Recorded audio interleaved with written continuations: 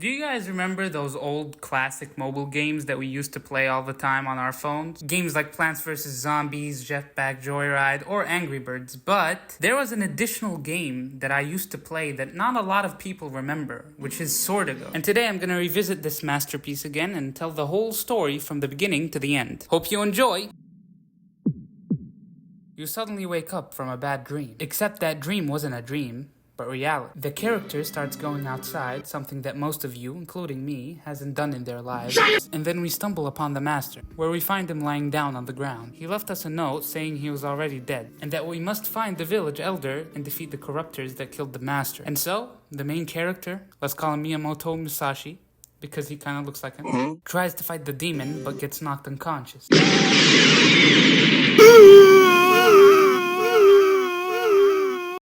We then wake up next to a nurse and the village elder, where you converse with him about what happened to your master. The elder then puts you on your first quest to find an ancient legendary weapon that can defeat the corruptors. We then set out to find this dungeon and its sword. And along the way, you fight spiders, beetles, and other thingamajigs. These enemies can give you XP, and you can use that XP whether to upgrade your health, your attack, or your magic. After a bit of exploring, we meet a ferryman who had his vase stolen by monsters. He asks to go and take it back from him, and in return, he'll let us pass the river.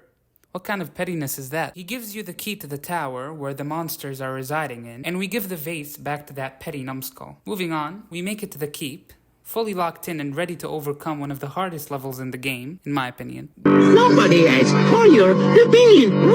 After a little fighting and some platforming here and there, we meet the ghost of our master, which instead of talking to us in the entrance of the dungeon, he waits for us to go all the way in the bottom of the dungeon. Talk about senile. He gives us more information about the sword, and the big no-no evil guys are here to destroy it. He also gives us a new spell to use against the corruptors. After a bit more exploring, killing, and pillaging, we meet the big boss. After beating him,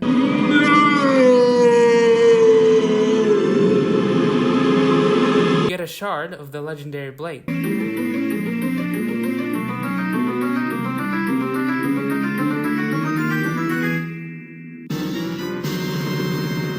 We then go back to the old geezer and tell him that the sword is broken. He tells Miyamoto to go to the town Florenum and speak to the king. Miyamoto then climbs the walls of Florenum like Altair and encounters two guards asking us to help the king because he was apparently captured. We go in and save the king and gain another one of the shards of the mage blade, which is what it's called, by the way. There are still more shards that we need to get, so we move on to the next area, Hell. We see our master there, which says a lot of things about our master. He gives us another spell, and we bid him farewell because he really needs it.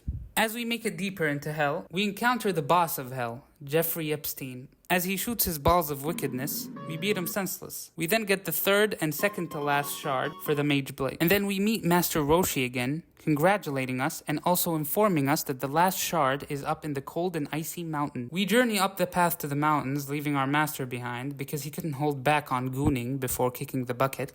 If you were to let me see your underwear.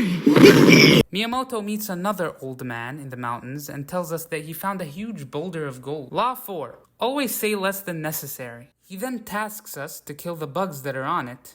Can you believe this guy? I mean, what makes you think I'll give you the boulder when I get there? You think I'm some sort of hero or something? Oh wait, I am.